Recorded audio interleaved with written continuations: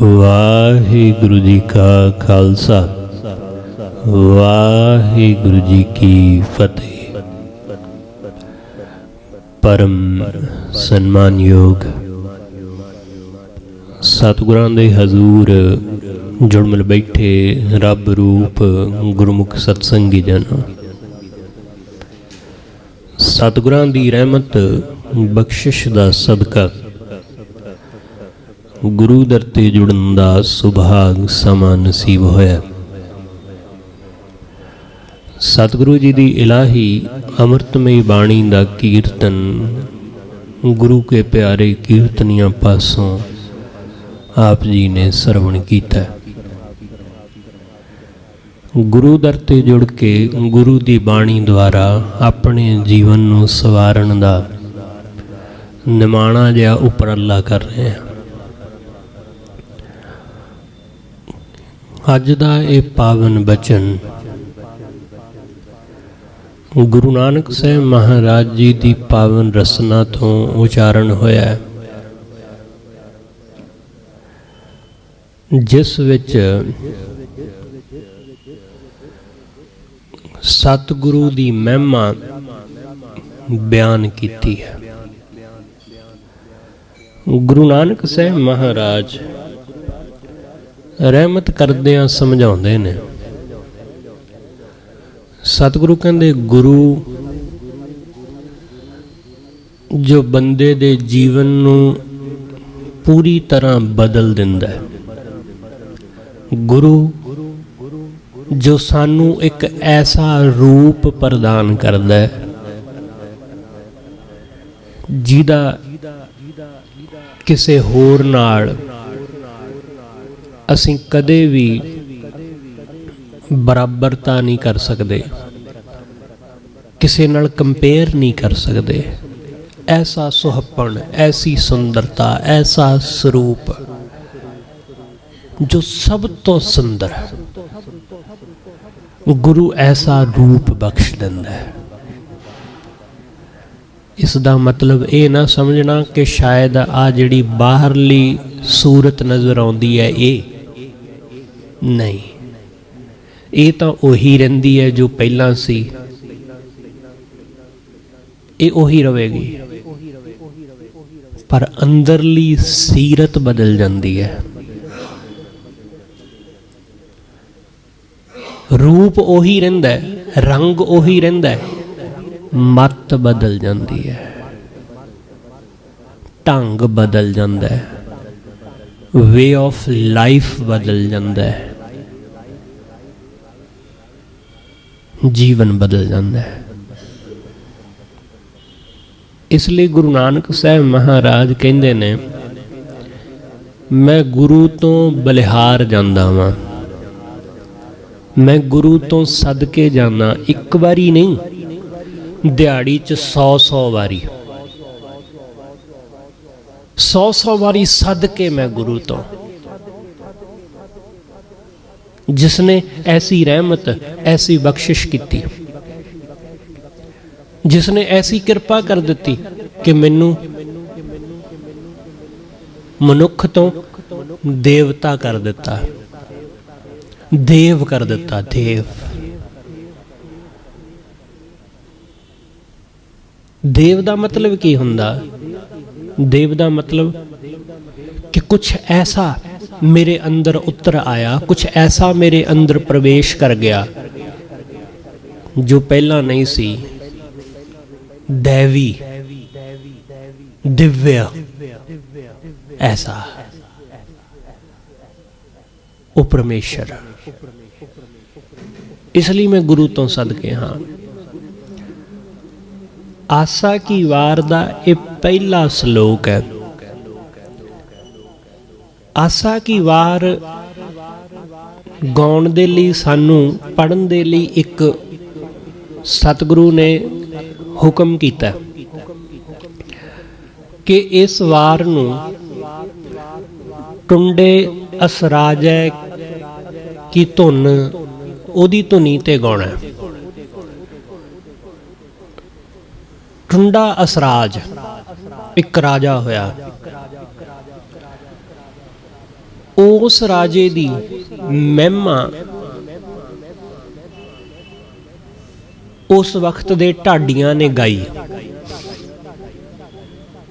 गुरु साहब तो काफ़ी समा पहला एक राजा होया असराज। असराज उच्चे सुच्चे जीवन दा मालक, नेक आदमी, भला पुरुष ते करैक्टर दा बड़ा सच्चा सुच्चा, ईमान दा बड़ा पक्का। उस असराज दी जिहड़ी वार ढाडियां ने गाई, उस वार उपर आसा की वार नूं गाउण दा हुक्म कीता कि जिहड़ी ओहदी धुन सी ना उस वार दी, उस धुनी दे उत्ते इस धुनी नूं गाउणा। हुण इस नूं समझिओ जरा कि गुरु अर्जुन देव महाराज ने ਇਹ ਹੁਕਮ ਕਿਉਂ ਕੀਤਾ ਸਾਨੂੰ। ਇਸ ਨੂੰ ਸਮਝਣ ਤੋਂ ਪਹਿਲਾਂ ਸਾਨੂੰ ਟੁੰਡੇ ਅਸਰਾਜ ਦੀ ਕਹਾਣੀ ਨੂੰ ਜਾਣਨਾ ਪਵੇਗਾ। ਟੁੰਡਾ ਅਸਰਾਜ ਕੌਣ ਸੀ? ਟੁੰਡੇ ਅਸਰਾਜ ਦੇ ਪਿਤਾ ਦਾ ਨਾਮ ਹੈ ਸਾਰੰਗ। ਸਾਰੰਗ ਦੀਆਂ ਬਹੁਤ ਸਾਰੀਆਂ ਰਾਣੀਆਂ ਸਨ। ਉਹਦੀ ਇੱਕ ਰਾਣੀ ਦੀ ਕੁੱਖ ਤੋਂ ਜਨਮਿਆ ਅਸਰਾਜ। ਅਸਰਾਜ ਜਵਾਨ ਹੋਇਆ, ਰਾਜੇ ਨੇ ਸਾਰੰਗ ਨੇ ਇੱਕ ਨਵਾਂ ਵਿਆਹ ਹੋਰ ਕਰ ਲਿਆ ਤੇ ਸਾਰੰਗ ਜਿਹੜਾ ਸੀ ਉਹ ਬੁੱਢਾ ਹੋ ਚੁੱਕਾ ਸੀ, ਪਰ ਬੁਢਾਪੇ ਵਿੱਚ ਵੀ ਉਸਨੇ ਵਿਆਹ ਕਰ ਲਿਆ ਤੇ ਅਸਰਾਜ ਜਵਾਨ ਸੀ। ਜਿਹੜੀ ਸਾਰੰਗ ਦੀ ਪਤਨੀ ਸੀ ਜਿਹਦੇ ਨਾਲ ਉਹਨੇ ਨਵਾਂ ਵਿਆਹ ਕੀਤਾ, ਉਹ ਅਸਰਾਜ ਦੇ ਰੂਪ ਨੂੰ, ਉਹਦੀ ਜਵਾਨੀ ਨੂੰ ਦੇਖ ਕੇ ਆਪਣਾ ਈਮਾਨ ਡੋਲ ਬੈਠੀ। ਸਾਰੰਗ ਦਾ ਪੁੱਤਰ ਅਸਰਾਜ ਉਸ ਔਰਤ ਨੂੰ, ਉਸ ਲੜਕੀ ਨੂੰ ਜਿਹੜੀ ਨਵੀਂ ਵਿਆਹੀ ਆਈ ਹੈ, ਕੁਝ ਕੁ ਮਹੀਨੇ ਹੋਏ ਨੇ, ਉਹ ਉਸ ਨੂੰ ਆਪਣੀ ਮਾਂ ਦੀ ਤਰ੍ਹਾਂ ਜਾਣਦਾ ਸੀ ਕਿ ਮੇਰੇ ਪਿਤਾ ਦੀ ਪਤਨੀ ਮੇਰੀ ਮਾਂ, ਬੇਸ਼ੱਕ ਸੌਤੇਲੀ ਹੈ ਪਰ ਮੇਰੀ ਮਾਂ ਹੈ। ਉਹ ਆਪਣੀ ਮਾਂ ਦੀ ਨਿਗਾਹ ਨਾਲ ਹੀ ਹਮੇਸ਼ਾ ਉਸ ਨੂੰ ਦੇਖਦਾ ਸੀ। ਪਰ ਉਸ ਇਸਤਰੀ ਦਾ ਮਨ ਅਸਰਾਜ ਦੇ ਉੱਤੇ ਬੇਈਮਾਨ ਹੋ ਗਿਆ। ਉਸਨੇ ਅਸਰਾਜ ਨੂੰ ਕਈ ਤਰ੍ਹਾਂ ਨਾਲ ਭਰਮਾਉਣ ਦੀ ਕੋਸ਼ਿਸ਼ ਕੀਤੀ, ਪਰ ਅਸਰਾਜ ਨੇ ਉਸ ਨੂੰ ਆਪਣੀ ਮਾਂ ਜਾਣ ਕੇ ਹਮੇਸ਼ਾ ਉਹਨੂੰ ਇਗਨੋਰ ਕੀਤਾ। ਇੱਕ ਵਾਰੀ, ਦੋ ਵਾਰੀ, ਤਿੰਨ ਵਾਰੀ, ਕਈ ਵਾਰਾਂ ਉਹਨੇ ਅਸਰਾਜ ਨੂੰ ਆਪਣੇ ਕਾਬੂ ਕਰਨ ਦੀ ਕੋਸ਼ਿਸ਼ ਕੀਤੀ, ਪਰ ਗੱਲ ਨਾ ਬਣੀ। ਅਖੀਰ ਫਿਰ ਉਸ ਨੇ, ਜਦੋਂ ਉਹਨੇ ਦੇਖਿਆ ਕਿ ਅਸਰਾਜ ਰਾਜੀ ਨਹੀਂ ਹੁੰਦਾ, ਤਾਂ ਉਸ ਨੇ ਸਾਰੰਗ ਦੇ ਕੋਲ ਇਹ ਝੂਠੀ ਸ਼ਿਕਾਇਤ ਕਰ ਦਿੱਤੀ ਕਿ ਤੇਰਾ ਪੁੱਤਰ ਅਸਰਾਜ ਉਹ ਮੇਰੇ ਨਾਲ ਗਲਤ ਹਰਕਤਾਂ ਕਰਦਾ ਹੈ, ਕਿ ਮੈਨੂੰ ਜਵਾਨ ਜਾਣ ਕੇ ਮੈਂ ਉਹਦੇ ਮਾਂ ਵਰਗੀ ਹਾਂ, ਪਰ ਉਹ ਮੇਰੇ ਨਾਲ ਮਾੜਾ ਸਲੂਕ ਕਰਦਾ ਹੈ। ਜਦੋਂ ਸਾਰੰਗ ਨੇ ਸੁਣਿਆ, ਸਾਰੰਗ ਨੇ ਗੁੱਸੇ ਵਿੱਚ ਆ ਕੇ ਆਪਣੇ ਹੀ ਸਕੇ ਪੁੱਤਰ ਨੂੰ ਉਸ ਨੇ ਜੇਲ੍ਹ ਵਿੱਚ ਬੰਦ ਕਰ ਦਿੱਤਾ ਕਿ ਆਪਣੀ ਮਾਂ ਦੇ ਨਾਲ ਗਲਤ ਹਰਕਤ ਕੀਤੀ ਇਹਨੇ। ਉਹਨੂੰ ਜੇਲ੍ਹ ਵਿੱਚ ਬੰਦ ਕਰ ਦਿੱਤਾ। ਬਾਅਦ ਵਿੱਚ ਉਸ ਦੀ ਇੱਕ ਬਾਂਹ ਕੱਟ ਦਿੱਤੀ। ਉਹਨੂੰ ਸਜ਼ਾ ਇਹ ਦਿੱਤੀ ਗਈ ਕਿ ਉਹਦੀ ਬਾਂਹ ਕੱਟ ਦਿੱਤੀ ਗਈ। ਉਹਦੀ ਬਾਂਹ ਕੱਟ ਕੇ ਉਸ ਨੂੰ ਦੇਸ਼ ਨਿਕਾਲਾ ਦੇ ਦਿੱਤਾ ਤੇ ਕਿਧਰੇ ਦੂਰ ਖੂਹ ਦੇ ਵਿੱਚ ਉਸ ਨੂੰ ਸੁੱਟ ਦਿੱਤਾ। ਹੁਕਮ ਇਹ ਹੋਇਆ ਸੀ ਸਿਪਾਹੀਆਂ ਨੂੰ ਕਿ ਇਹਨੂੰ ਮਾਰ ਦਿਓ, ਇਹਨੂੰ ਕਤਲ ਕਰ ਦਿਓ, ਪਰ ਸਿਪਾਹੀ ਜਾਣਦੇ ਸਨ ਕਿ ਅਸਰਾਜ ਗਲਤ ਆਦਮੀ ਨਹੀਂ ਹੈ। ਉਹ ਜਾਣਦੇ ਸਨ ਕਿ ਗਲਤ ਆਦਮੀ ਨਹੀਂ, ਇਹ ਭਲਾ ਪੁਰਸ਼ ਹੈ। ਇਸ ਲਈ ਉਹਨਾਂ ਨੇ ਉਹਨੂੰ ਮਾਰਿਆ ਨਹੀਂ। ਉਹਦੀ ਬਾਂਹ ਕੱਟ ਲਈ ਤੇ ਬਾਂਹ ਕੱਟ ਕੇ ਉਹਨੂੰ ਖੂਹ ਦੇ ਵਿੱਚ ਸੁੱਟ ਆਏ, ਲਮਕਾ ਆਏ ਤੇ ਰਾਜੇ ਨੂੰ ਬਾਂਹ ਲਿਆ ਕੇ ਦਿਖਾ ਦਿੱਤੀ ਕਿ ਤੁਹਾਡੇ ਪੁੱਤਰ ਨੂੰ ਅਸੀਂ ਮਾਰ ਦਿੱਤਾ, ਜਦ ਕਿ ਮਾਰਿਆ ਨਹੀਂ ਉਹਨਾਂ ਨੇ। ਤੇ ਇਹ ਅਸਰਾਜ ਉੱਥੇ ਹੀ ਕਾਫੀ ਸਮਾਂ ਰਿਹਾ। ਕੁਝ ਲੋਕ ਉੱਥੋਂ ਗੁਜ਼ਰਦੇ ਸਨ, ਉਹਨਾਂ ਨੇ ਅਸਰਾਜ ਨੂੰ ਖੂਹ ਵਿੱਚੋਂ ਕੱਢਿਆ। ਅਸਰਾਜ ਇਸ ਤਰ੍ਹਾਂ ਆਪਣੇ ਦੇਸ਼ ਤੋਂ ਕਿਸੇ ਹੋਰ ਦੇਸ਼ ਚਲਾ ਗਿਆ। ਤੇ ਜਿਸ ਦੇਸ਼ ਇਹ ਅਸਰਾਜ ਗਿਆ, ਉਸ ਦੇਸ਼ ਦਾ ਰਾਜਾ, ਉਹਦੀ ਮੌਤ ਹੋ ਗਈ। ਜਦੋਂ ਉੱਥੋਂ ਦੇ ਰਾਜੇ ਦੀ ਮੌਤ ਹੋ ਗਈ ਤਾਂ ਉਸ ਦੇਸ਼ ਦਾ ਰਾਜ ਭਾਗ ਸੰਭਾਲਣ ਵਾਲਾ ਕੋਈ ਨਹੀਂ ਸੀ, ਕੋਈ ਨਹੀਂ ਸੀ। ਤੇ ਉਹਨਾਂ ਨੇ ਇਹ ਫੈਸਲਾ ਕੀਤਾ ਕਿ ਜਿਹੜਾ ਬੰਦਾ ਸੁਬਾ, ਕਿਉਂਕਿ ਉਹਨਾਂ ਦਿਨਾਂ ਦੇ ਵਿੱਚ ਸ਼ਹਿਰ ਦੇ ਆਲੇ ਦੁਆਲੇ ਦੀਵਾਰ ਹੁੰਦੀ ਸੀ ਤੇ ਸ਼ਹਿਰ ਦੇ ਕੁਝ ਦਰਵਾਜ਼ੇ ਹੁੰਦੇ ਸਨ, ਕਿ ਜਿਹੜਾ ਬੰਦਾ ਸੁਬਾ ਆ ਕੇ ਸਭ ਤੋਂ ਪਹਿਲਾਂ ਦਰਵਾਜ਼ਾ ਖੜਕਾਏਗਾ ਉਸ ਨੂੰ ਇਸ ਦੇਸ਼ ਦਾ ਰਾਜਾ ਬਣਾ ਦੇਵਾਂਗੇ। ਟੁੰਡਾ ਅਸਰਾਜ ਇਹ ਸੁਬਾ ਉਸ ਸ਼ਹਿਰ ਪਹੁੰਚਿਆ, ਇਹਨੇ ਦੁਆਰ ਖੜਕਾਇਆ, ਉਹਨਾਂ ਨੇ ਇਸ ਨੂੰ ਰਾਜਾ ਬਣਾ ਦਿੱਤਾ। ਇਹ ਰਾਜਾ ਬਣ ਗਿਆ। ਹੁਣ ਰਾਜ ਭਾਗ ਬਾਰੇ ਤਾਂ ਜਾਣਦਾ ਸੀ ਕਿਉਂਕਿ ਰਾਜੇ ਦਾ ਪੁੱਤਰ ਸੀ, ਇਸ ਲਈ ਇਸ ਨੇ ਰਾਜ ਭਾਗ ਸੰਭਾਲਿਆ। ਫਿਰ ਇਸ ਨੇ ਕਈ ਜੰਗ ਯੁੱਧ ਲੜੇ ਜਿਨ੍ਹਾਂ ਵਿੱਚ ਇਸ ਨੇ ਆਪਣੇ ਰਾਜ ਦਾ ਵਿਸਥਾਰ ਕੀਤਾ। ਤੇ ਜਦੋਂ ਇਹਦੇ ਪਿਤਾ ਨੂੰ ਪਤਾ ਲੱਗਾ ਕਿ ਫਲਾਣੇ ਦੇਸ਼ ਵਿੱਚ ਜਿਹੜਾ ਟੁੰਡਾ ਅਸਰਾਜ ਹੈ ਉਹ ਤਾਂ ਮੇਰਾ ਪੁੱਤਰ ਹੈ, ਉਸ ਨੇ ਫਿਰ ਇਹਦੇ ਨਾਲ ਕਿਸੇ ਤਰ੍ਹਾਂ ਰਾਬਤਾ ਹੋਇਆ ਤੇ ਸਾਰੀ ਗੱਲ ਇਸ ਨੇ ਆਪਣੇ ਪਿਤਾ ਨੂੰ ਦੱਸੀ ਕਿ ਕੀ ਇਹਦੇ ਨਾਲ ਵਾਪਰਿਆ, ਕਿਵੇਂ ਇਹਦੀ ਮਤਰੇਈ ਮਾਂ ਨੇ ਇਹਦੇ ਉੱਤੇ ਝੂਠਾ ਇਲਜ਼ਾਮ ਲਾਇਆ। ਇਸ ਤਰ੍ਹਾਂ ਇਸ ਰਾਜੇ ਦੀ, ਟੁੰਡੇ ਅਸਰਾਜ ਦੀ ਚਰਚਾ ਦੂਰ ਦੂਰ ਤੱਕ ਹੋਈ। ਇਹਦੇ ਉੱਚੇ ਸੁੱਚੇ ਜੀਵਨ ਦਾ ਸਦਕਾ ਇਸ ਦਾ ਢਾਡੀਆਂ ਨੇ ਜਸ ਗਾਇਆ। ਤੇ ਇਸ ਨੂੰ ਜਦੋਂ ਰਾਜੇ ਨੂੰ ਪਤਾ ਲੱਗਿਆ ਕਿ ਮੇਰੀ ਗਲਤੀ ਹੈ, ਸਾਰੰਗ ਨੇ ਆਪਣਾ ਰਾਜ ਵੀ ਟੁੰਡੇ ਅਸਰਾਜ ਨੂੰ ਦੇ ਦਿੱਤਾ, ਪ੍ਰਸੰਨ ਹੋ ਕੇ। ਇਸ ਤਰ੍ਹਾਂ ਇਸ ਟੁੰਡੇ ਅਸਰਾਜ ਦੀ ਕਹਾਣੀ ਢਾਡੀਆਂ ਨੇ ਗਾਈ, ਫਿਰ ਵਾਰਾਂ ਗਾਈਆਂ ਉਹਨਾਂ ਨੇ। ਉਸ ਵਾਰ ਦੀ ਧੁਨੀ ਦੇ ਉੱਪਰ ਇਸ ਵਾਰ ਨੂੰ ਗਾਉਣ ਦਾ ਹੁਕਮ ਗੁਰੂ ਅਰਜੁਨ ਦੇਵ ਮਹਾਰਾਜ ਜੀ ਨੇ ਕੀਤਾ। ਹੁਣ ਇਸ ਵਾਰ ਨੂੰ ਕਿ ਜਿਨ੍ਹਾਂ ਦਾ ਜੀਵਨ ਇੰਨਾ ਉੱਚਾ ਸੁੱਚਾ ਕਿ ਉਹ ਹਰ ਇਸਤਰੀ ਨੂੰ ਆਪਣੀ ਮਾਂ ਜਾਂ ਆਪਣੀ ਭੈਣ ਦੀ ਤਰ੍ਹਾਂ ਦੇਖਣ, ਜਿਨ੍ਹਾਂ ਦਾ ਜੀਵਨ ਇਸ ਤਰ੍ਹਾਂ ਦਾ, ਜਿਨ੍ਹਾਂ ਦੀ ਦੇਖਣੀ ਇਸ ਢੰਗ ਦੀ, ਉਹਨਾਂ ਦੀ ਵਾਰ ਉਸ ਧੁਨੀ ਉੱਤੇ ਗਾਉਣ ਨੂੰ ਕਿਹਾ ਕਿ ਉਸ ਧੁਨ ਤੇ ਗਾਉਣਾ। ਹੁਣ ਖਿਆਲ ਰੱਖਣਾ ਕਿ ਉਸ ਵਾਰ ਵਿੱਚ ਐਸੇ ਰਾਜੇ ਦਾ ਜ਼ਿਕਰ ਜਿਹੜਾ ਡੋਲਿਆ ਨਹੀਂ,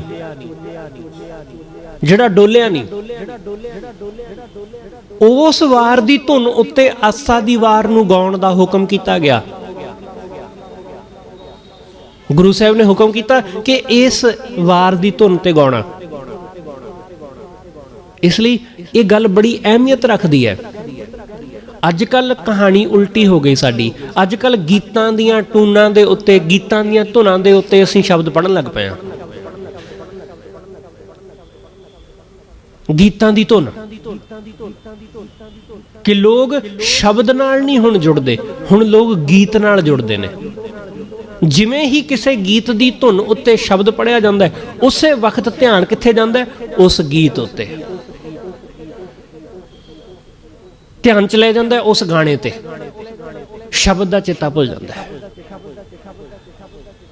ਗੁਰੂ ਸਾਹਿਬ ਨੇ ਜੋ ਸਾਨੂੰ ਗੱਲ ਸਮਝਾਈ ਉਹ ਸਾਡੇ ਸਮਝ ਨਾ ਆਈ, ਅਸੀਂ ਗੀਤਾਂ ਦੀਆਂ ਧੁਨਾਂ ਦੇ ਉੱਤੇ ਚੱਲ ਪਏ। ਪਹਿਲਾਂ ਗੀਤਾਂ ਦੀਆਂ ਧੁਨਾਂ ਤੇ ਚੱਲੇ, ਫਿਰ ਧੁਨਾਂ ਤੋਂ ਹੁਣ ਹੌਲੀ ਹੌਲੀ ਰਾਗੀਆਂ ਦਾ ਹਾਲ ਇਹ ਹੋ ਗਿਆ, ਮਾਫ ਕਰਨਾ, ਕਿ ਹੁਣ ਉਹ ਕੀਰਤਨ ਘੱਟ ਤੇ ਕਵਿਤਾਵਾਂ ਜ਼ਿਆਦਾ ਪੜ੍ਹਨ ਲੱਗ ਪਏ। ਹੁਣ ਕੀਰਤਨ ਘੱਟ ਹੁੰਦਾ, ਹੁਣ ਕਵਿਤਾਵਾਂ ਚੱਲ ਪਈਆਂ। ਗੁਰਬਾਣੀ ਦੀ ਸ਼ਬਦ ਕੀਰਤਨ ਦੀ ਥਾਂ ਕਵੀਆਂ ਦੀਆਂ ਲਿਖੀਆਂ ਹੋਈਆਂ ਕਵਿਤਾਵਾਂ ਗਾਉਣ ਲੱਗ ਪਏ। ਜਦ ਕਿ ਇਹ ਕੰਮ ਕਵੀਆਂ ਦਾ ਸੀ, ਇਹ ਕੀਰਤਨੀਆਂ ਦਾ ਕੰਮ ਨਹੀਂ ਸੀ। ਇਹ ਕਵੀਆਂ ਦਾ ਕੰਮ ਕੀਰਤਨੀਆਂ ਕਰਨ ਲੱਗ ਪਏ, ਗੀਤਾਂ ਦਾ ਕੰਮ ਉਹ ਵੀ ਕਵੀ ਇਹ ਕਰਨ ਲੱਗ ਪਏ। ਹਰ ਬੰਦਾ ਆਪਣੇ ਕੰਮ ਨੂੰ ਛੱਡ ਕੇ ਹੋਰ ਪਾਸੇ ਹੋ ਤੁਰਿਆ।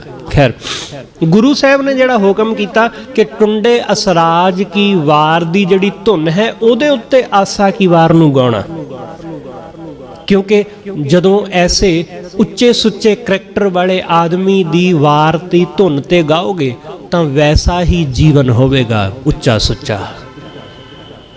ਅਸੀਂ ਉਸੇ ਹੀ ਉੱਚੇ ਸੁੱਚੇ ਜੀਵਨ ਦੇ ਮਾਲਕ ਹੋਵਾਂਗੇ।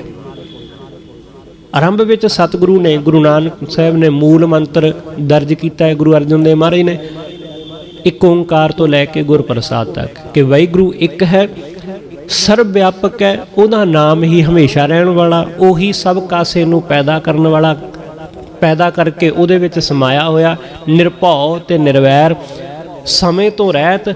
ਉਹਦੀ ਸ਼ਖਸੀਅਤ ਐਸੀ ਹੈ ਜਿਹੜੀ ਮੌਤ ਤੋਂ ਰਹਿਤ, ਸਮੇਂ ਤੋਂ ਰਹਿਤ ਹੈ। ਉਹ ਜੂਨਾਂ ਵਿੱਚ ਨਹੀਂ ਆਉਂਦਾ, ਆਪਣੇ ਆਪ ਪੈਦਾ ਹੁੰਦਾ, ਗੁਰੂ ਦੀ ਕਿਰਪਾ ਨਾਲ ਪ੍ਰਾਪਤ ਹੁੰਦਾ, ਵਾਰ ਸਲੋਕਾਂ ਨਾਲ।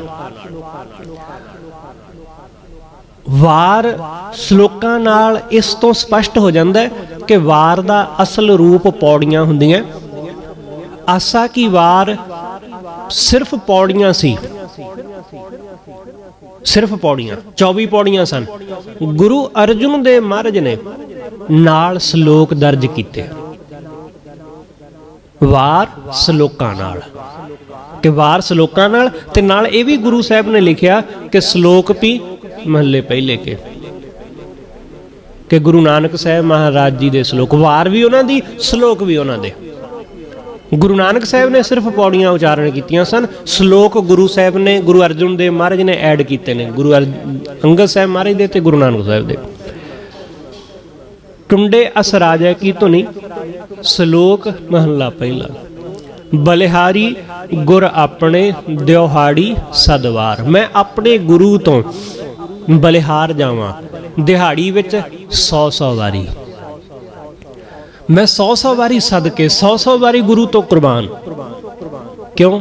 ਜਿਨ ਮਾਨਸ ਤੇ ਦੇਵਤੇ ਕੀਏ, ਕਿਉਂਕਿ ਜਿਸ ਨੇ ਮਾਨਸ ਤੋਂ ਦੇਵਤਾ ਕਰ ਦਿੱਤਾ, ਆਮ ਮਨੁੱਖ ਤੋਂ ਜਿਹਨੇ ਦੇਵਤਾ ਕਰ ਦਿੱਤਾ, ਕਰਤ ਨਾ ਲਾਗੀ ਵਾਰ, ਤੇ ਕਰਨ ਲੱਗਿਆਂ ਜਰਾ ਵੀ ਦੇਰ ਨਹੀਂ ਲੱਗੀ। ਸਤਿਗੁਰੂ ਕਹਿੰਦੇ ਜਰਾ ਵੀ ਦੇਰ ਨਹੀਂ। ਭੱਟ ਸਾਹਿਬਾਨ ਕਹਿੰਦੇ ਨਾ ਕਿ ਕੱਚੋਂ ਕੰਚਨ ਪਇਓ, ਸ਼ਬਦ ਗੁਰ ਸਰਵਣੈ ਸੁਣਿਓ, ਵਿਖਤੇ ਅੰਮ੍ਰਿਤ ਹੋਇਓ, ਨਾਮ ਸਤਿਗੁਰ ਮੁਖ ਪਣਿਓ। ਕਿ ਕੱਚ ਤੋਂ ਕੰਚਨ ਹੋ ਗਿਆ ਮੈਂ, ਸੋਨਾ। ਕੱਚ ਮਾਮੂਲੀ ਕੋਈ ਕੀਮਤ ਨਹੀਂ ਸੀ ਉਹਦੀ, ਪਰ ਸੋਨਾ ਹੋ ਗਿਆ ਗੁਰੂ ਨਾਲ ਜੁੜ ਕੇ। ਜ਼ਹਿਰ ਵਰਗਾ ਸੀ, ਅੰਮ੍ਰਿਤ ਵਰਗਾ ਕਰ ਦਿੱਤਾ ਗੁਰੂ ਨੇ, ਵਿਖਤੇ ਅੰਮ੍ਰਿਤ ਹੋਇਓ। ਕਾਠੋਂ ਸ਼੍ਰੀਖੰਡ ਸਤਿਗੁਰ ਕੀਓ, ਲੱਕੜ, ਆਮ ਲੱਕੜ ਸੀ ਮੈਂ, ਗੁਰੂ ਨੇ ਮੈਨੂੰ ਚੰਦਨ ਦੀ ਲੱਕੜ ਬਣਾ ਦਿੱਤਾ, ਜਿਹਦੀ ਬੜੀ ਕੀਮਤ ਹੈ। ਗੁਰੂ ਨੇ ਰਹਿਮਤ ਕੀਤੀ। ਲੋਹਾ ਹੋਇਆ ਲਾਲ ਨਦਰ ਸਤਿਗੁਰ ਚਾ ਧਾਰੈ, ਲੋਹਾ ਕੀਮਤੀ ਲਾਲ ਹੋ ਜਾਂਦਾ ਜਦੋਂ ਗੁਰੂ ਮਿਹਰ ਦੀ ਨਿਗਾਹ ਕਰਦਾ, ਜਦੋਂ ਗੁਰੂ ਕਿਰਪਾ ਦ੍ਰਿਸ਼ਟ ਕਰਦਾ। ਪਾਹਣ ਮਾਣਕ ਕਰੇ, ਪਾਹਣ ਪੱਥਰ, ਪੱਥਰ ਨੂੰ ਗੁਰੂ ਨੇ ਮਾਣਕ ਕਰ ਦਿੱਤਾ, ਕੀਮਤੀ ਮੋਤੀ, ਕੀਮਤੀ ਹੀਰਾ। ਪਾਹਣ ਮਾਣਕ ਕਰੈ, ਗਿਆਨ ਗੁਰ ਕਹਿਓ ਵਿਚਾਰੈ, ਕਾਠੋਂ ਸ਼੍ਰੀਖੰਡ ਸਤਿਗੁਰ ਕੀਓ, ਦੁੱਖ ਦਰਿਦਰ ਤਿਨ ਕੇ ਗਏ, ਸਤਿਗੁਰ ਚਰਨ ਜਿਨ ਪਰਸਿਆ, ਸੇ ਪਸ਼ ਪ੍ਰੇਤ ਸੁਰ ਨਰ ਪਏ। ਜਿਹੜੇ ਗੁਰੂ ਦੇ ਚਰਨਾਂ ਨਾਲ ਜੁੜੇ, ਗੁਰੂ ਨੇ ਉਹਨਾਂ ਨੂੰ ਦੇਵਤੇ ਕਰ ਦਿੱਤਾ। ਪਸ਼ ਪ੍ਰੇਤ, ਪਸ਼ੂ ਪ੍ਰੇਤ ਬਿਰਤੀ ਤੋਂ ਉਹ ਦੇਵਤੇ ਹੋ ਗਏ। ਇਸ ਲਈ ਸਤਿਗੁਰੂ ਕਹਿੰਦੇ ਕਰਤ ਨਾ ਲਾਗੀ ਵਾਰ, ਜਿਹਨੂੰ ਬਿਲਕੁਲ ਵੀ ਦੇਰੀ ਨਹੀਂ ਲੱਗੀ। ਗੁਰੂ ਨੇ ਐਸੀ ਰਹਿਮਤ ਕੀਤੀ। ਗੁਰੂ ਨਾਨਕ ਸਾਹਿਬ ਨੇ ਠੱਗ ਨੂੰ ਸੱਜਣ ਸ਼ੇਖ ਕਰ ਦਿੱਤਾ, ਸੱਜਣ ਸੰਤ ਕਰ ਦਿੱਤਾ। ਕਿੰਨਾ ਕੁ ਸਮਾਂ ਲੱਗਾ ਗੁਰੂ ਨਾਨਕ ਸਾਹਿਬ ਨੂੰ ਇਹ ਕੰਮ ਕਰਨ ਵਿੱਚ। ਇੱਕ ਚੋਰ ਨੂੰ, ਜਿਹੜਾ ਲੋਕਾਂ ਦੀ ਘਰਾਂ 'ਚ ਚੋਰੀਆਂ ਕਰਦਾ ਸੀ, ਉਹਨੂੰ ਸਾਧੂ ਕਰ ਦਿੱਤਾ ਗੁਰੂ ਨਾਨਕ ਸਾਹਿਬ ਨੇ। ਉਹ ਸਾਧੂ ਹੋ ਗਿਆ, ਉਹ ਗੁਰੂ ਦੇ ਨਾਲ ਜੁੜ ਕੇ। ਜਿਹਨੂੰ ਲੋਕ ਕੌਡਾ ਰਾਖਸ਼ ਕਹਿੰਦੇ ਸਨ, ਉਹ ਗੁਰੂ ਨਾਨਕ ਸਾਹਿਬ ਦੇ ਚਰਨਾਂ ਨਾਲ ਜੁੜ ਕੇ ਦੇਵਤਾ ਹੋ ਗਿਆ।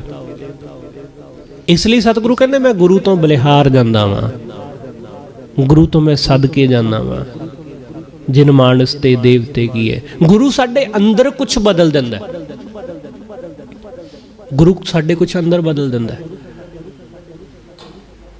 ਜਦੋਂ ਗੁਰੂ ਨਾਨਕ ਸਾਹਿਬ ਮਹਾਰਾਜ ਸੱਜਣ ਦੇ ਸ਼ਹਿਰ ਤੋਂ ਚਲੇ ਗਏ, ਸੱਜਣ ਨੂੰ ਸੰਤ ਕਰਕੇ, ਤੇ ਸੁਭਾਵਿਕ ਹੈ ਕਿ ਲੋਕਾਂ ਦੀ ਨਿਗਾਹ ਵਿੱਚ ਬੰਦਾ ਉਹੀ ਰਹਿੰਦਾ।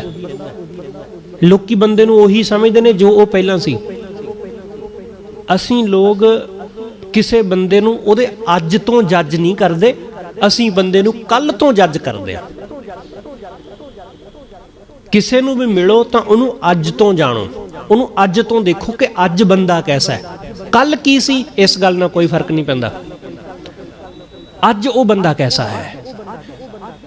ਸੱਜਣ ਹੁਣ ਸੰਤ ਹੋ ਗਿਆ, ਪਰ ਲੋਕਾਂ ਦੀ ਨਿਗਾਹ ਵਿੱਚ ਤਾਂ ਸੱਜਣ ਠੱਗ ਹੀ ਹੈ। ਸ਼ਾਇਦ ਇਸੇ ਕਰਕੇ ਅਸੀਂ ਅੱਜ ਵੀ ਸੱਜਣ ਨੂੰ ਠੱਗ ਹੀ ਕਹਿੰਦੇ ਹਾਂ। ਸੱਜਣ ਨੂੰ ਸੰਤ ਅਸੀਂ ਅੱਜ ਵੀ ਨਹੀਂ ਕਹਿੰਦੇ, ਅਸੀਂ ਠੱਗ ਹੀ ਕਹਿੰਦੇ। ਜਦੋਂ ਵੀ ਸੰਬੋਧਨ ਕਰਾਂਗੇ ਅਸੀਂ ਸੱਜਣ ਠੱਗ ਕਹਿੰਦੇ ਹਾਂ, ਪਰ ਸੱਜਣ ਤੇ ਸੰਤ ਹੋ ਗਿਆ। ਉਹਦੀ ਸਰਾਂ ਦੇ ਕੋਲੋਂ ਦੀ ਕੁਝ ਲੋਕ ਗੁਜ਼ਰ ਰਹੇ ਸਨ, ਉਹਦੀ ਸਰਾਂ ਮੂਹਰੇ ਰੁਕੇ, ਕੋਈ ਮੁਸਾਫਿਰ ਸਨ, ਉਹਨਾਂ ਨੇ ਰਾਤ ਗੁਜ਼ਾਰਨੀ ਸੀ ਤੇ ਉਹਨਾਂ ਜਾਣਿਆ ਕਿ ਇਹ ਸਰਾਂ ਹੈ, ਇਹ ਸੱਜਣ ਸ਼ੇਖ ਦੀ ਸਰਾਂ ਹੈ, ਇੱਥੇ ਰਾਤ ਗੁਜ਼ਾਰ ਲਈਏ। ਉਹਨਾਂ ਵਿੱਚੋਂ ਇੱਕ ਨੇ ਕਿਹਾ ਕਿ ਨਹੀਂ, ਇੱਥੇ ਨਹੀਂ ਰੁਕਣਾ, ਇੱਥੇ ਨਹੀਂ ਰੁਕਣਾ। ਸੁਣਿਆ ਕਿ ਇਸ ਸਰਾਂ ਵਿੱਚ ਜਿਹੜਾ ਜਾਂਦਾ ਉਹ ਕਦੇ ਮੁੜਦਾ ਨਹੀਂ। ਇਹ ਸੱਜਣ ਨਾਮ ਦੇ ਠੱਗ ਦੀ ਸਰਾਂ ਹੈ, ਇੱਥੇ ਨਹੀਂ ਰਹਿਣਾ, ਇੱਥੇ ਰਾਤ ਨਹੀਂ ਗੁਜ਼ਾਰਨੀ, ਚਲੋ ਇੱਥੋਂ ਕਿਤੇ ਬਾਹਰ, ਕਿਤੇ ਜੰਗਲ ਵਿੱਚ ਰਾਤ ਗੁਜ਼ਾਰ ਲਵਾਂਗੇ, ਇੱਥੇ ਨਹੀਂ। ਕਹਿੰਦੇ ਨੇ ਕਿ ਸੱਜਣ ਇਹ ਸੁਣ ਰਿਹਾ ਸੀ ਅੰਦਰ ਬੈਠਾ, ਉਹਦੇ ਕੰਨਾਂ ਵਿੱਚ ਆਵਾਜ਼ ਪਈ, ਉਹਨੇ ਉੱਚੀ ਆਵਾਜ਼ ਦੇ ਕੇ ਕਿਹਾ ਕਿ ਜਿਸ ਸੱਜਣ ਦੀ ਤੁਸੀਂ ਗੱਲ ਕਰਦੇ ਹੋ ਉਹ ਤੇ ਕਦੋਂ ਦਾ ਮਰ ਗਿਆ।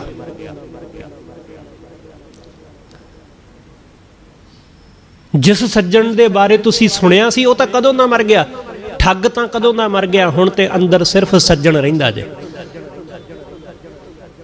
ਇਸ ਲਈ ਜਿਸ ਦਿਨ ਅਸੀਂ ਗੁਰੂ ਨਾਲ ਜੁੜਦੇ ਹਾਂ ਉਸ ਦਿਨ ਗੁਰੂ ਸਾਡੇ ਅੰਦਰੋਂ ਸਾਡਾ ਠੱਗ, ਸਾਡੇ ਅੰਦਰ ਦਾ ਚੋਰ, ਸਾਡੇ ਅੰਦਰ ਦਾ ਰਾਖਸ਼, ਸਾਡੇ ਅੰਦਰ ਜੋ ਵੀ ਔਗਣ ਹੈ ਗੁਰੂ ਉਸ ਨੂੰ ਖਤਮ ਕਰ ਦਿੰਦਾ ਜੇ।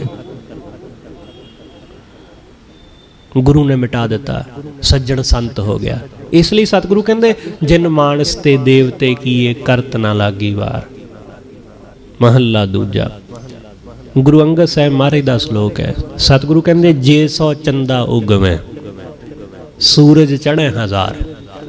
ਜੇ 100 ਚੰਦਰਮਾ ਆਕਾਸ਼ ਵਿੱਚ ਚੜ ਜਾਣ, ਜੇ ਹਜ਼ਾਰਾਂ ਸੂਰਜ ਆਕਾਸ਼ ਵਿੱਚ ਪ੍ਰਗਟ ਹੋ ਜਾਣ, ਇੰਨਾ ਚਾਨਣ ਹੋ ਜਾਏ, ਇੰਨਾ ਚਾਨਣ ਕਿ ਅੱਖਾਂ ਧੁੰਦਿਆ ਜਾਣ, ਦੇਖ ਵੀ ਨਾ ਸਕਣ, ਇੰਨਾ ਚਾਨਣ, ਇੰਨਾ ਪ੍ਰਕਾਸ਼। ਸਤਿਗੁਰੂ ਕਹਿੰਦੇ ਇੱਤੇ ਚਾਨਣ ਹੁੰਦਿਆਂ, ਇੰਨਾ ਚਾਨਣ ਹੋਣ ਦੇ ਬਾਵਜੂਦ ਗੁਰ ਬਿਨ ਘੋਰ ਅੰਧਾਰ, ਗੁਰੂ ਤੋਂ ਬਿਨਾਂ ਹਨੇਰਾ ਹੀ ਹੈ।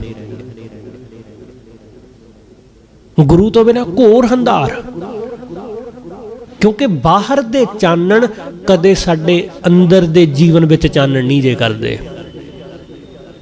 ਬਾਹਰ ਕੀਤੀ ਹੋਈ ਰੌਸ਼ਨੀ ਕਦੇ ਸਾਡੇ ਅੰਦਰ ਰੌਸ਼ਨੀ ਨਹੀਂ ਕਰਦੀ। ਅੰਦਰ ਸਤਿਗੁਰੂ ਕਹਿੰਦੇ ਦਿਲ ਅੰਧਿਆਰੀ ਰਾਤ, ਅੰਦਰ ਤਾਂ ਹਨੇਰਾ ਹੀ ਹੈ।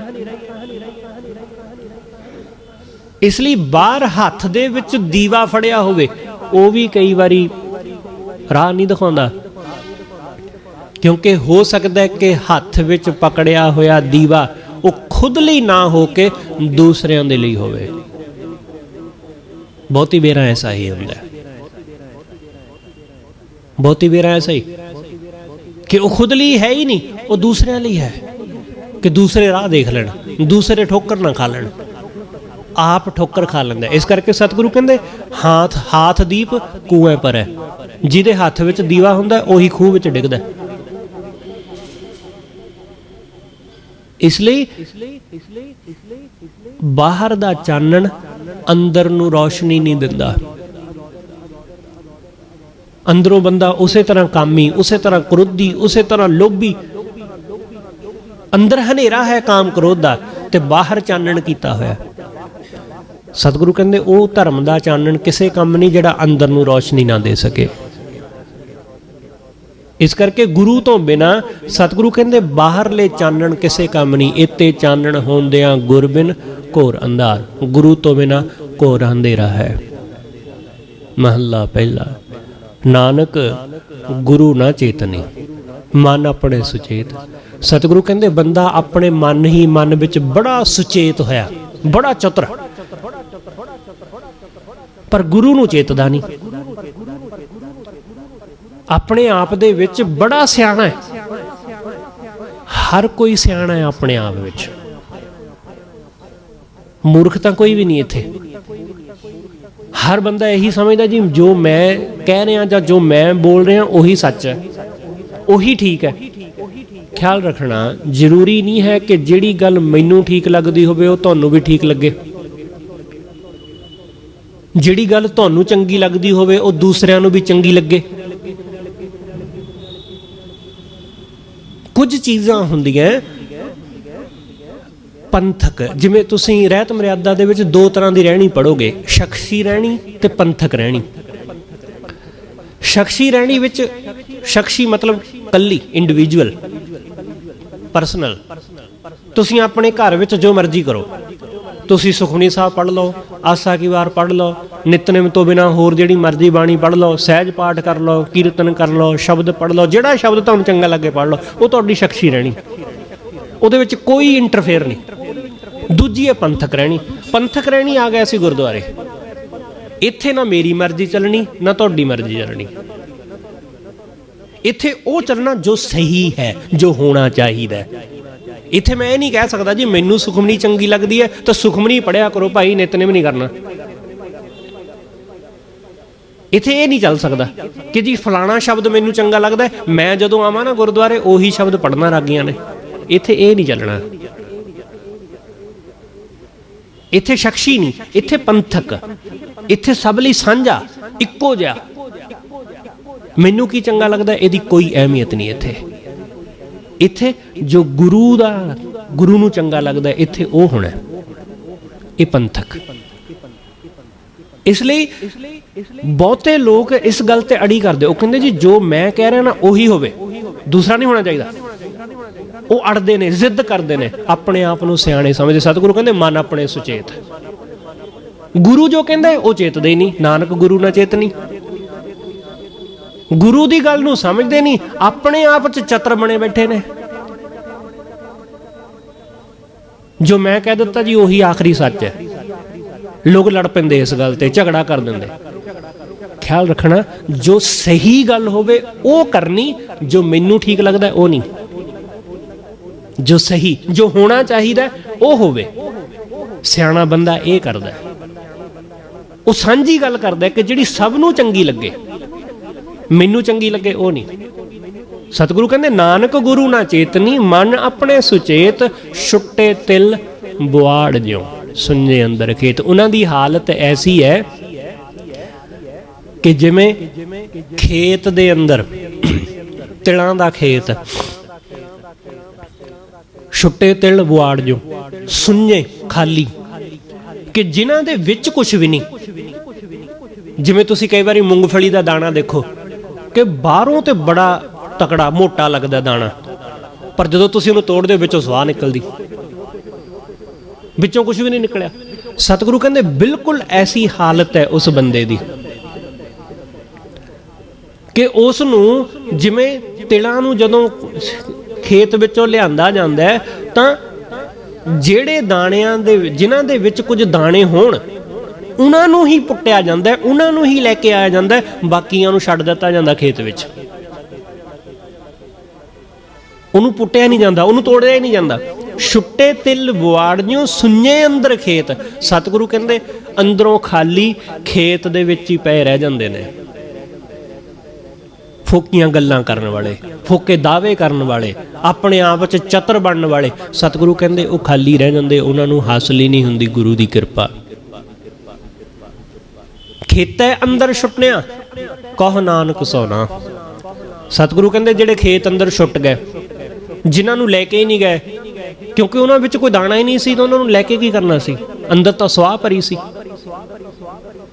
ਖੇਤੇ ਅੰਦਰ ਛੁੱਟਿਆਂ ਕਹੁ ਨਾਨਕ ਸੌ ਨਾ, ਉਹਨਾਂ ਦੇ 100 ਮਾਲਕ ਹੋ ਗਏ। 100 ਮਾਲਕ ਦਾ ਮਤਲਬ ਕਿ ਕੋਈ ਪੰਛੀ ਆ ਗਿਆ, ਕੋਈ ਕੀੜਾ ਮਕੌੜਾ ਆ ਗਿਆ, ਕੋਈ ਇੱਧਰੋਂ ਆ ਗਿਆ, ਕੋਈ ਉੱਧਰੋਂ, ਉਹਨਾਂ ਨੂੰ ਚੁੱਕਣ ਵਾਸਤੇ, ਉਹਨਾਂ ਨੂੰ ਮਾਰਨ ਖਾਣ ਵਾਸਤੇ 100 ਮਾਲਕ ਬਣ ਗਏ ਉਹਨਾਂ ਦੇ। ਖੇਤੇ ਅੰਦਰ ਛੁੱਟਿਆਂ ਕਹੁ ਨਾਨਕ ਸੌ ਨਾਹ, ਫਲੀਆਂ ਫੁਲੀਆਂ ਬਪੜੇ ਭੀ ਤਨ ਵਿੱਚ ਸਵਾ। ਸਤਿਗੁਰੂ ਕਹਿੰਦੇ ਫਲੇ ਫੁਲੇ ਬਹੁਤ, ਬਾਹਰੋਂ ਬੜੇ ਫੁੱਲੇ ਲੱਗਦੇ ਨੇ ਪਰ ਅੰਦਰ ਸਵਾਹ ਹੈ, ਅੰਦਰੋਂ ਖਾਲੀ ਹੈ। ਇਸ ਲਈ ਜਿਨ੍ਹਾਂ ਲੋਕਾਂ ਦੇ ਕੋਲ ਬਹੁਤੀਆਂ ਗੱਲਾਂ ਹੋਣ ਨਾ, ਬਹੁਤੀ ਵਾਰਾਂ ਅੰਦਰੋਂ ਉਹ ਸਵਾਹ ਨਾਲ ਭਰੇ ਖਾਲੀ ਹੋਈ ਹੁੰਦੇ ਨੇ, ਕਿ ਅੰਦਰ ਕੁਛ ਵੀ ਨਹੀਂ, ਬਾਹਰ ਬੜਾ ਫਲਿਆ ਫੁਲਿਆ। ਬਾਹਰੋਂ ਬੜੀਆਂ ਧਰਮ ਦੀਆਂ ਚੰਗੀਆਂ ਚੰਗੀਆਂ ਗੱਲਾਂ, ਬਾਹਰੋਂ ਬੜਾ ਸੋਹਣਾ ਸਜਿਆ ਸਵਰਿਆ, ਪਰ ਅੰਦਰ ਕੁਛ ਨਹੀਂ। ਗੱਲਾਂ ਬਹੁਤ ਵੱਡੀਆਂ ਵੱਡੀਆਂ, ਜਿਹਨੂੰ ਸਤਿਗੁਰੂ ਕਹਿੰਦੇ ਗੱਲੀ ਮੈਂ ਸੁਹਾਗਣ ਭੈਣੇ ਕੰਤ ਨਾ ਕਬਹੂ ਮੈਂ ਮਿਲਿਆ। ਕਿ ਗੱਲੀ ਬਾਤੀ ਤਾਂ ਮੈਂ ਬੜੀ ਸੁਹਾਗਣ ਆ, ਪਰ ਕੰਤ ਉਹ ਪਤੀ, ਉਹ ਪਰਮੇਸ਼ਰ, ਉਹ ਕਦੇ ਨੇੜੇ ਵੀ ਨਹੀਂ ਆਇਆ, ਉਹਨੇ ਕਦੇ ਹੱਸ ਕੇ ਦੇਖਿਆ ਵੀ ਨਹੀਂ। ਇਸ ਲਈ ਸਤਿਗੁਰੂ ਸਮਝਾਉਂਦੇ, ਸਤਿਗੁਰੂ ਕਹਿੰਦੇ ਭਾਈ ਜਿਹੜੇ ਬਹੁਤੇ ਚਤੁਰ ਸਿਆਣੇ ਬਣਦੇ, ਗੁਰੂ ਨੂੰ ਨਹੀਂ ਚੇਤਦੇ, ਉਹ ਇਸ ਤਰ੍ਹਾਂ ਖਾਲੀ ਹੀ ਰਹਿ ਜਾਂਦੇ, ਉਹਨਾਂ ਦਾ ਕੋਈ ਵਾਲੀ ਵਾਰਸ ਨਹੀਂ ਬਣਦਾ। ਪੌੜੀ ਆਪੀ ਨੇ ਆਪ ਸਾਜਿਓ, ਉਸ ਵਾਹਿਗੁਰੂ ਨੇ ਆਪ ਹੀ ਆਪਣੀ ਕੁਦਰਤ ਨੂੰ, ਆਪਣੇ ਜਹਾਨ ਨੂੰ ਸਿਰਜਿਆ। ਇਸ ਸਭ ਕਾਸੇ ਨੂੰ ਸਿਰਜਣ ਵਾਲਾ ਉਹੀ ਪਰਮੇਸ਼ਰ। ਆਪੀ ਨੇ ਆਪ ਸਾਜਿਓ ਆਪੀ ਨੇ ਰਚਿਓ ਨਾਮ। ਸਤਿਗੁਰੂ ਕਹਿੰਦੇ ਇਹ ਸਭ ਕੁਝ ਰਚਣ ਵਾਲਾ ਉਹ ਵਾਹਿਗੁਰੂ ਹੈ, ਉਸੇ ਨੇ ਇਹ ਨਾਂ ਰਚਿਆ, ਉਸੇ ਨੇ ਹੀ ਇਹ ਸਾਰਾ ਸੰਸਾਰ ਰਚਿਆ। ਜੋ ਕੁਝ ਵੀ ਨਜ਼ਰ ਆ ਰਿਹਾ ਸਾਨੂੰ, ਅਸੀਂ ਕਰਨ ਕਰਾਉਣ ਵਾਲੇ ਕੁਝ ਵੀ ਨਹੀਂ। ਸਾਨੂੰ ਉਹਨੇ ਬੁੱਧੀ ਦਿੱਤੀ, ਅਸੀਂ ਆਪਣੀ ਬੁੱਧੀ ਨਾਲ ਕੁਝ ਨਾ ਕੁਝ ਕ੍ਰੀਏਟਿਵ ਕਰ ਲਿਆ, ਅਸੀਂ ਕੁਛ ਨਾ ਕੁਛ ਸੋਚ ਲਿਆ, ਕੋਈ ਆਈਡੀਆ ਆ ਗਿਆ ਸਾਨੂੰ। ਹੁਣ ਸਾਨੂੰ ਬੁੱਧੀ ਦੇਣ ਵਾਲਾ ਤੇ ਉਹ, ਇਸ ਲਈ ਸਾਡੀ ਬੁੱਧੀ ਵਿੱਚੋਂ ਆਈਡੀਆ ਪੈਦਾ ਹੋਇਆ, ਇਸ ਲਈ ਇਹ ਵੀ ਉਹਦਾ। ਸਤਿਗੁਰੂ ਕਹਿੰਦੇ ਆਪ ਹੀ ਉਹਨੇ ਰਚਿਆ, ਸਭ ਚੀਜ਼ਾਂ ਨੂੰ ਸਿਰਜਿਆ।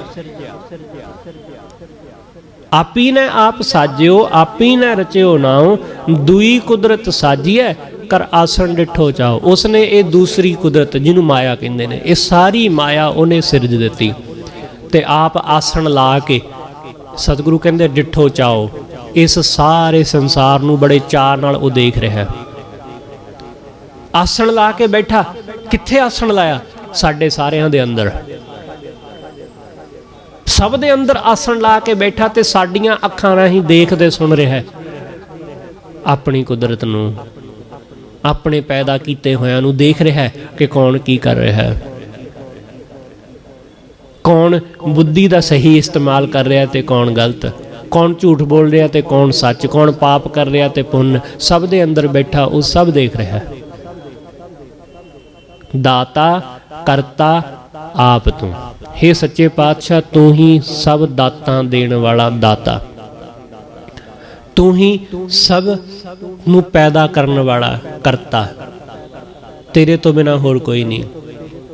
ਉਹੀ ਕਰਤਾ, ਉਹਦੀ ਮੌਜੂਦਗੀ ਕਾਫੀ ਹੈ, ਉਹਦੀ ਮੌਜੂਦਗੀ ਵਿੱਚ ਹੀ ਚੀਜ਼ਾਂ ਪੈਦਾ ਹੋ ਜਾਂਦੀਆਂ, ਬਸ ਉਹਦੀ ਪ੍ਰੈਜ਼ੈਂਸ ਕਾਫੀ ਹੈ। ਇਸ ਕਰਕੇ ਸਤਿਗੁਰੂ ਕਹਿੰਦੇ ਉਹੀ ਕਰਤਾ ਹੈ।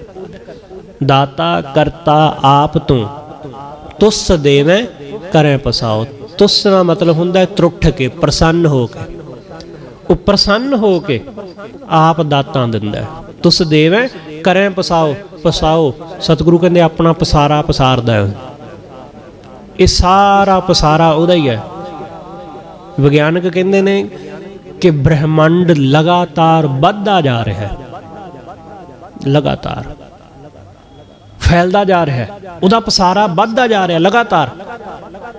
ਧਰਤੀ ਵਰਗੇ ਰੋਜ਼ ਪਤਾ ਨਹੀਂ ਕਿੰਨੇ ਕੁ ਗ੍ਰਹਿ ਪੈਦਾ ਹੁੰਦੇ ਨੇ, ਰੋਜ਼ ਪਤਾ ਨਹੀਂ ਕਿੰਨੀਆਂ ਕੁ ਗਲੈਕਸੀਆਂ ਪੈਦਾ ਹੁੰਦੀਆਂ। ਹੁਣ ਤਾਂ ਵਿਗਿਆਨਕ ਇਹ ਕਹਿੰਦੇ ਨੇ ਕਿ ਬ੍ਰਹਿਮੰਡ ਵੀ ਇੱਕ ਨਹੀਂ ਹੈ, ਬ੍ਰਹਿਮੰਡ ਵੀ ਹਜ਼ਾਰਾਂ ਨੇ।